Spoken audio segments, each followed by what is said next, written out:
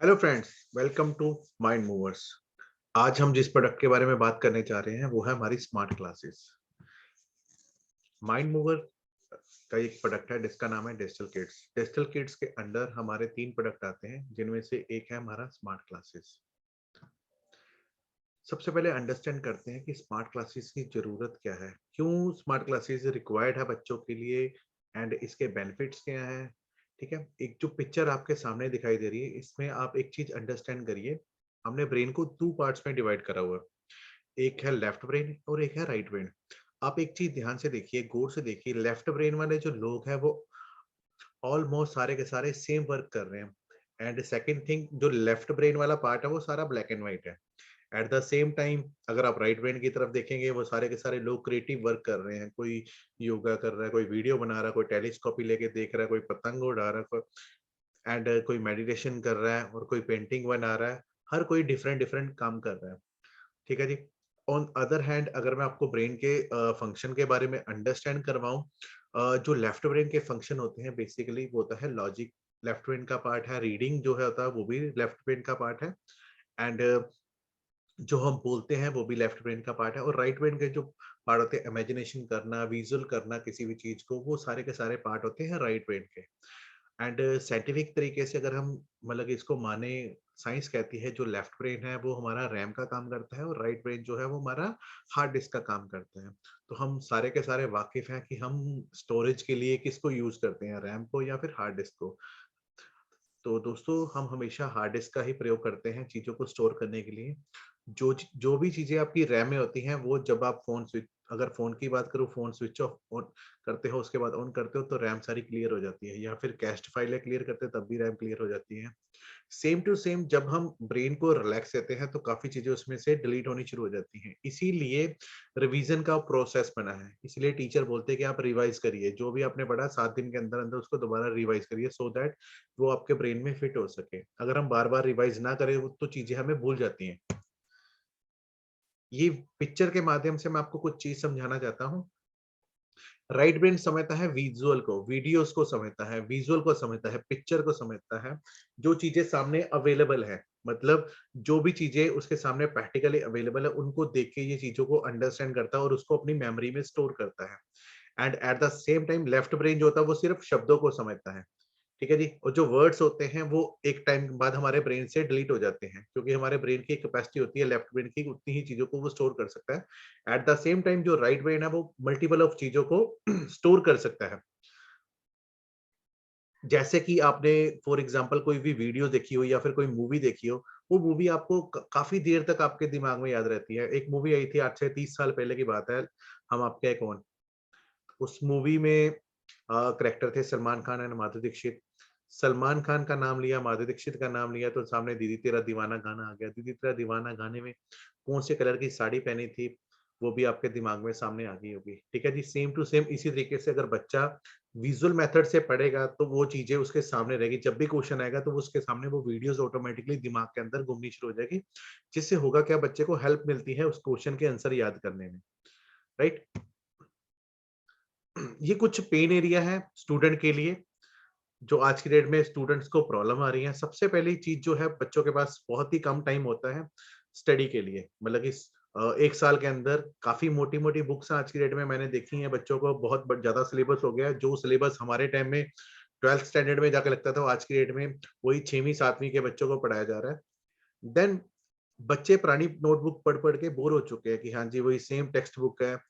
मतलब black and white तरीके से उसमें कुछ एक एक दो फोटोज लगी होती है कलरफुल, बाकी सारी बुक ब्लैक एंड व्हाइट ही होती है, तो उनको वो पढ़ना अच्छा नहीं लग रहा। एंड उनको कुछ ऐसा चीज चाहिए, कुछ क्रिएटिविटी चाहिए, कुछ इंटरेस्टिंग चाहिए जब वो घर पे स्टडी करें।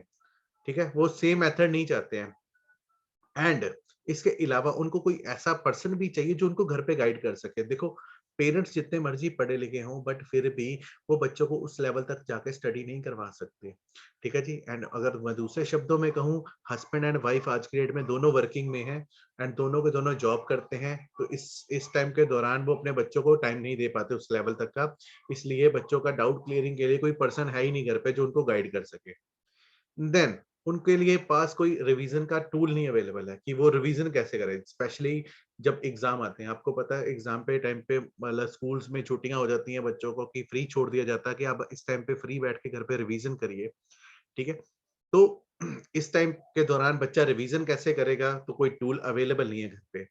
एंड सबसे लास्ट प्रैक्टिस पेपर मिसिंग रहते हैं उनकी इम्प्रूवमेंट के लिए। हम लोगों ने भी अपने टाइम पे हजूरिया गैस पेपर, शांति गैस पेपर, पता नहीं कौन कौन से गैस पेपर आते थे जिसको हम यूज करके अपनी परफॉर्मेंस को इम्प्रूव करने की कोशिश करते थे।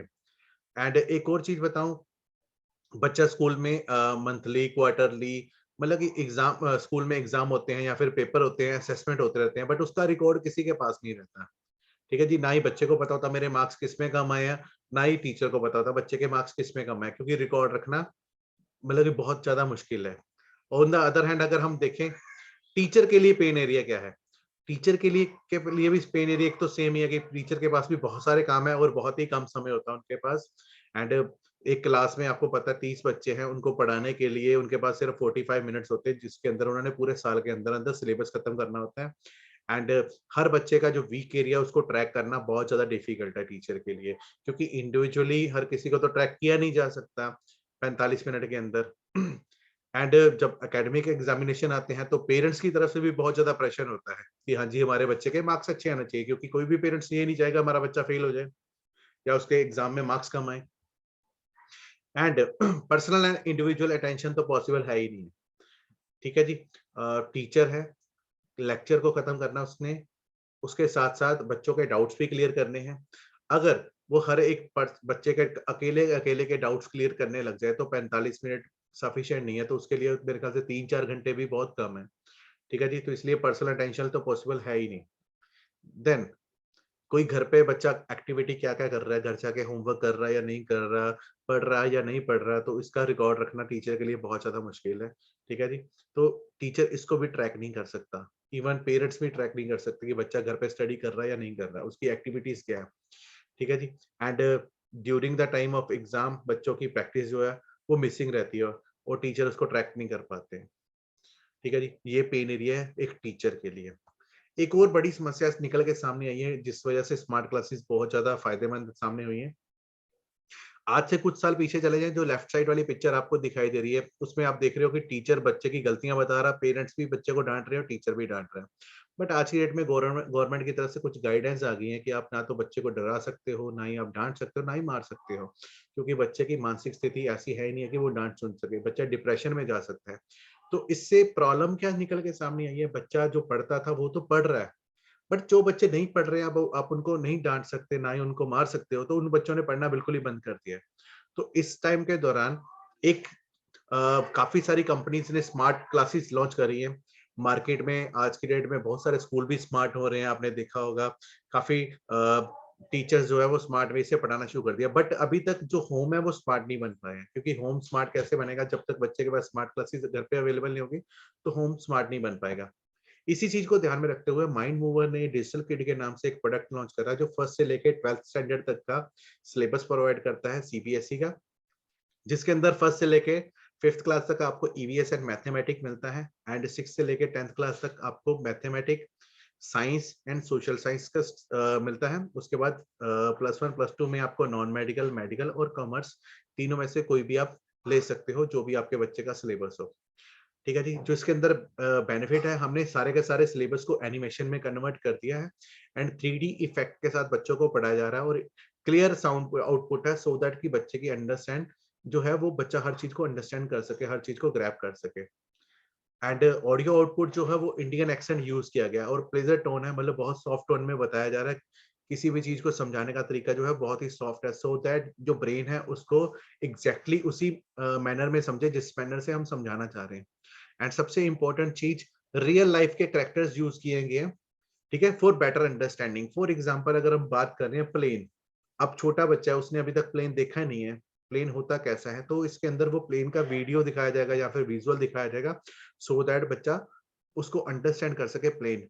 एक चैप्टर होता है फर्स्ट क्लास में, एयर ऑक्यूपाई स्पेस, हवा का भार होता है और या हवा स्पेस घेरती है। तो अगर हम ऐसे वर्ड्स में बोलेंगे तो बच्चा नहीं अंडरस्टैंड कर पाएगा। तो इस मेथड के जरिए क्या होता है, उसमें बैलून लिया जाता है, उसके अंदर हवा भरी जाती है एंड दिखाया जाता है बच्चे को कि एयर ऑक्यूपाई स्पेस, मतलब कि हवा भरने से जो बैलून है वो फूल गया, मतलब हवा ने स्पेस घेर लिया है। एंड सेम बैलून को वेइंग स्केल के ऊपर लटका दिया जाता है और दिखाया जाता है कि हवा का भार होता है। तो इसीलिए ये वाला मेथड जो है बहुत ज्यादा कारागार है। ठीक है दोस्तों, तो अगर आपकी कोई क्वेरी हो या फिर कोई क्वेश्चन हो या फिर आप इसकी डेमो क्लासेस लेना चाहते हो, 3 दिन के लिए हम डेमो प्रोवाइड करते हैं, या फिर आप डेमो वीडियो देखना चाहते हो, तो आप उन लोगों से संपर्क कर सकते हैं जिन लोगों ने आपको ये वीडियो शेयर करा है। ठीक है जी। एंड हमारे और प्रोडक्ट के बारे में जानकारी लेने के लिए आप हमारे चैनल को सब्सक्राइब कर सकते हैं। अगर आपको वीडियो अच्छी लगी तो प्लीज इसको लाइक कर दीजिए और कमेंट करके बताइए आपको हमारी वीडियो में क्या अच्छा लगा। कुछ बुरा लगा तो उसके बारे में भी बता सकते हैं। ठीक है दोस्तों, thank you very much, thanks a lot.